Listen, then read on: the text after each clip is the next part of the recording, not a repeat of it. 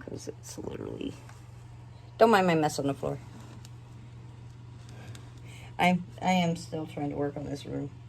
I just got busy doing other stuff too, so I've got a few projects I've got to get done, and it's like I got to get them all done at the same time, so it's a struggle. The struggle is real. Okay, so here's what I took off the top. Now I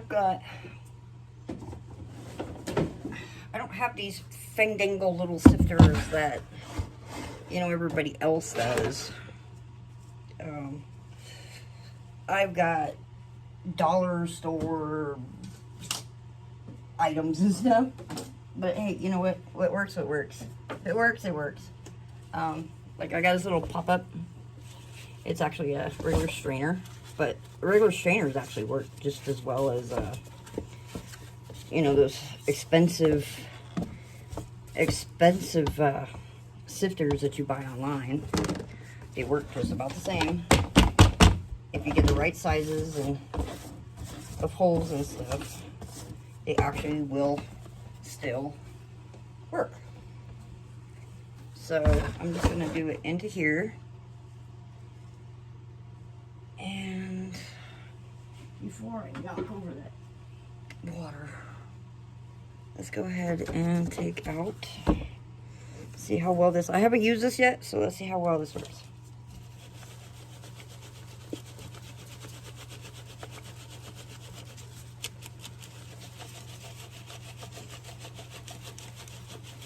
I actually got the other strainer, I gotta find it. I got a little white one here somewhere. But see, it still works. It gets all the little fine stuff out anyway. Oh, looked like a cocoon there for a second.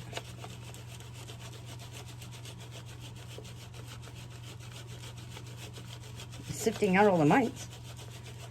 I think I gotta find my bigger one. Or I even got like a kitty litter scoop.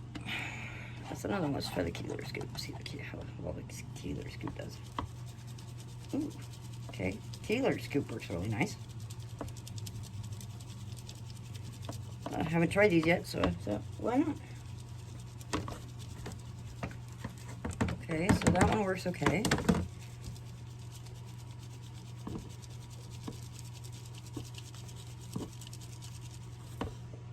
That's a little tiny piece of plastic. Okay, these are basically plastic. Okay, see? It actually, all the little bigger bits. And that's just the kitty litter scoop.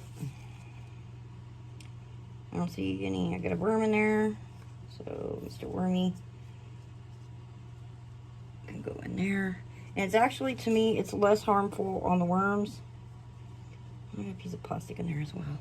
It's less harmful on the worms using the plastic, to me, than, I got a lot of plastic in here, than using the metal ones.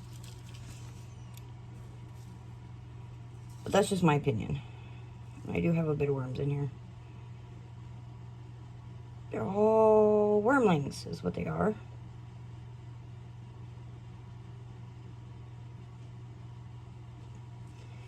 There's a cocoon. Yeah, they're all wormlings. Okay, so we're just going to put this stuff into the bits container. Because there are a lot of little baby wormlings in there. So we're just going to take it. We're going to fill it. And do it again.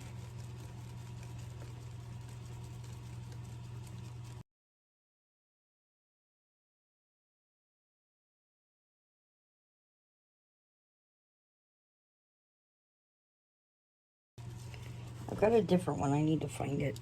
I think I put it out in my garage. That's where it is. Let's see. I think what I gotta do is do it in parts. But see, they do work. You don't have to use anything expensive. As long as the holes are within you know, the size needed to do it, it works.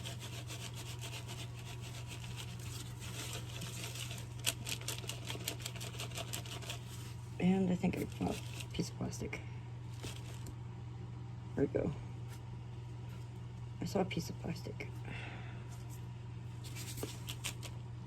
There it is. Oh, there's another piece of plastic. But, you know, it works just the same. I'm still getting all the castings.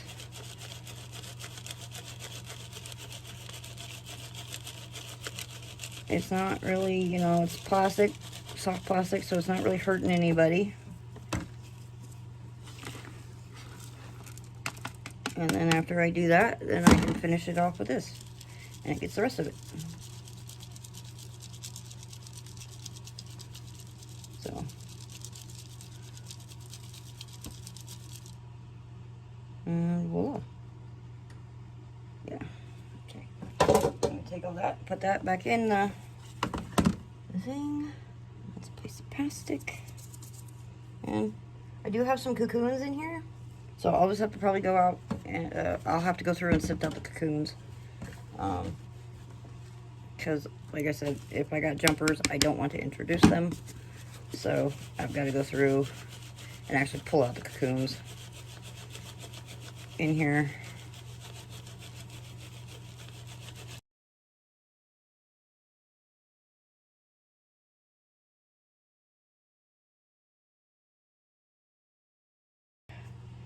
So I'll just use what I got for now until I can afford to upgrade my system. But I'll still probably find and utilize stuff like this instead. But this is all stuff that actually I was using for my aquariums. I used the kitty litter scooper to weed out the sand and soil in my aquarium. Yeah, there's a lot of baby wormlings in here. There's so many. And so, you know, that's why I've got these on hand. And I was like, you know what? It'll probably do the same for my worms. And guess what? It does. If I get my other sifter, then I'll be able to actually, I should probably just do it in levels where it's my one for the bigger stuff and then these for the smaller, finer stuff. That way it doesn't bulk it up as bad. I think that's what part of it is. The big stuff's bulking it out, clogging it. But it just works the same. No expensive stuff. If you can't afford it, then use with what you got. Just don't use your kitchen stuff and then go back and, you know, use it in your food. That would not be wise. Go to like the Dollar Tree or dollar store or somewhere where you can find cheap stuff and just market worms so people like my husband doesn't bring it up to you going, oh, look what I found. And it's like, yeah, that's not for food, you know, kitchen stuff. It was down there for a reason. So just market, you know, worms or something so somebody doesn't mix it up thinking that it belongs in your kitchen. It strictly should be used with your worms and your worms only. Washable or not, I don't mix it at all.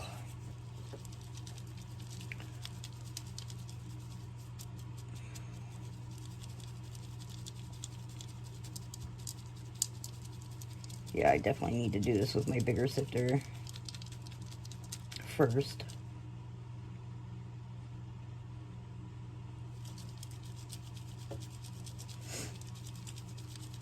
In the future. And then do the smaller stuff. because it's hard for the smaller stuff to go through.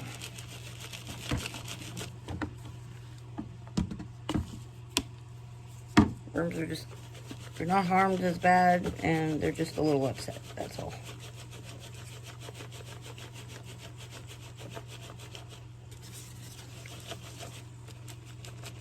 Because they're getting, you know, kicked around. But other than that, they really aren't harmed.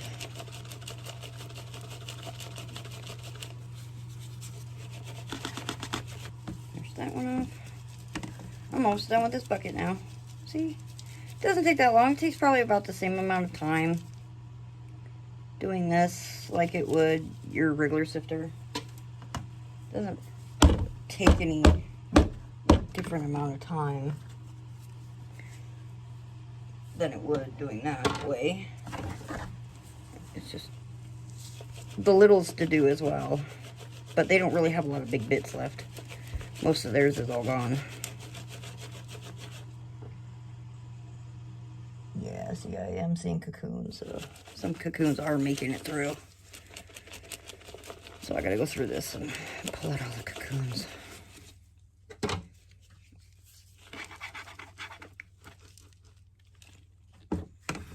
And the nice thing is this little fold-up one fits on my little bucket just perfectly too. So this is my second harvest now. I have yet to really harvest anything. I harvested one time and it wasn't very much. And basically what I did is I just ended up turning around and putting it back in with my worms as a inoculant.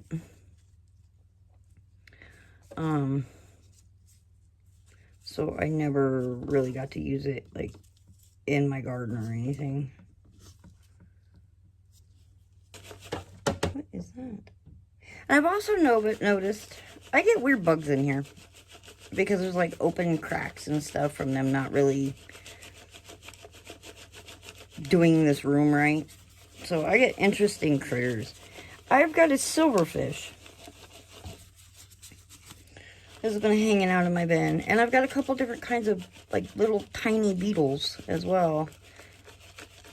I haven't you know, fussed about it because, you know, they're helping.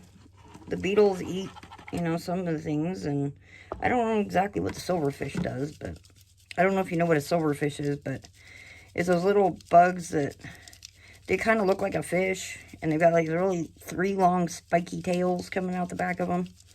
I don't know what they're specifically called, but I've always known them as a silverfish. And that's what I've always called them.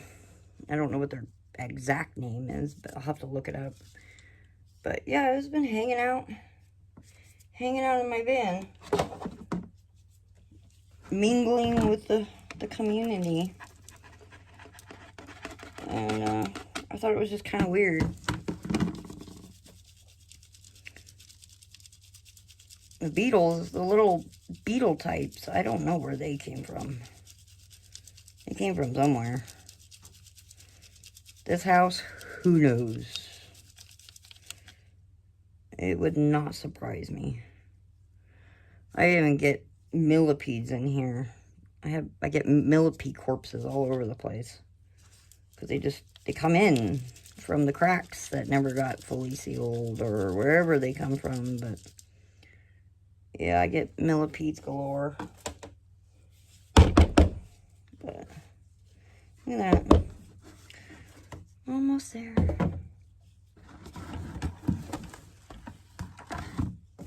I say one more after this sifting, one more sifting, and it'll be done. This bucket will be done. It's what, half of a 2-gallon bucket? 2.5-gallon bucket? I'll have to figure out how much exactly I get out of this.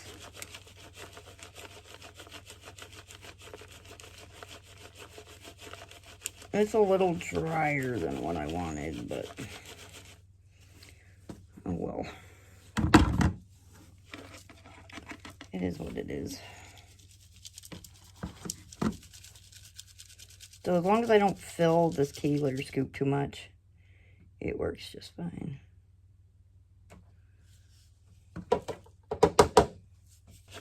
You know, one thing, this is one way to also weed out your mites. I got a few mites in here.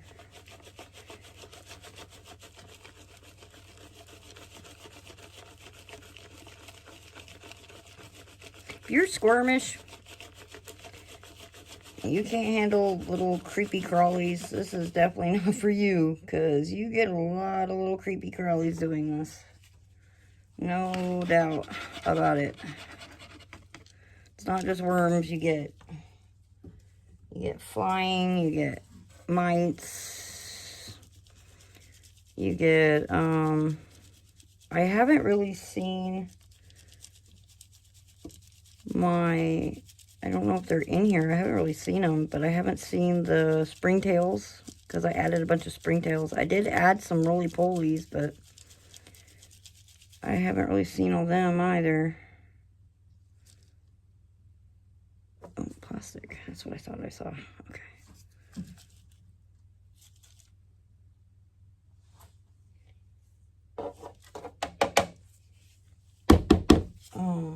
But I haven't seen the springtails.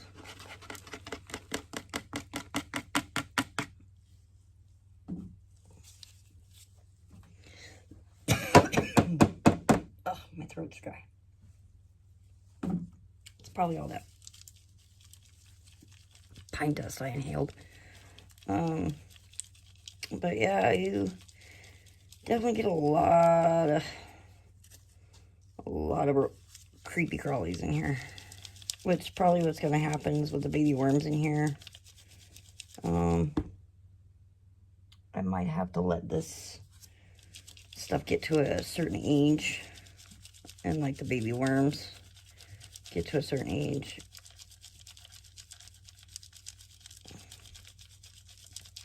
before I introduce it out to my garden.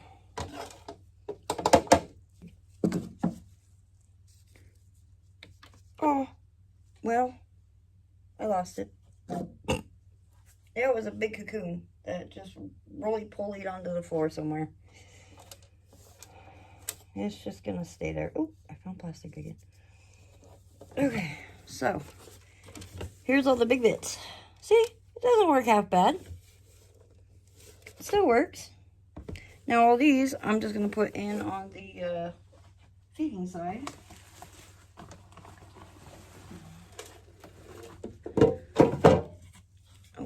Okay, so I'm going to go ahead and kind of rehydrate this, because since it is a little dry, and we want to keep the microbes happy, so we will add some liquid to it to keep those microbes active.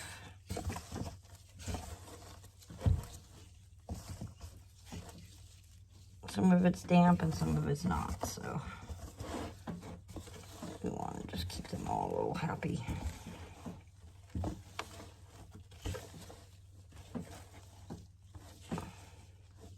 And that's one thing with worm castings that a lot of people actually really don't quite know, is that a worm casting is its own microbe. Okay, there's a lot of beneficials in the worm castings. That is what, you know, helps improve your soils and feed your plants. And when it completely dries out, your microbes and your bacteria are no longer active. So you don't want, if you go to the store and you buy worm castings and they're dry, you've pretty much lost most of your beneficial bacterias and your microbes. They're either dead or dormant at that point when they become dry. So when you do this, when you do your own, you don't want to let them completely dry out. I did not want my top layer to completely dry out, but it did, because it's been pretty warm. And I haven't really been able to come down here and check on them because I've been so busy. But you don't want them to completely dry out. You want to keep them moist. You want to keep them happy to where they'll just keep working and working and working. And everybody's happy. And I think it's a worm cocoon right there.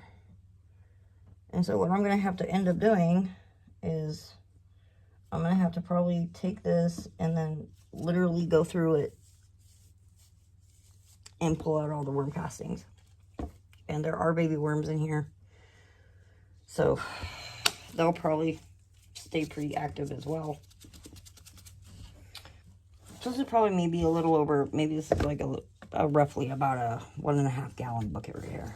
So let's see what we got overall. Okay.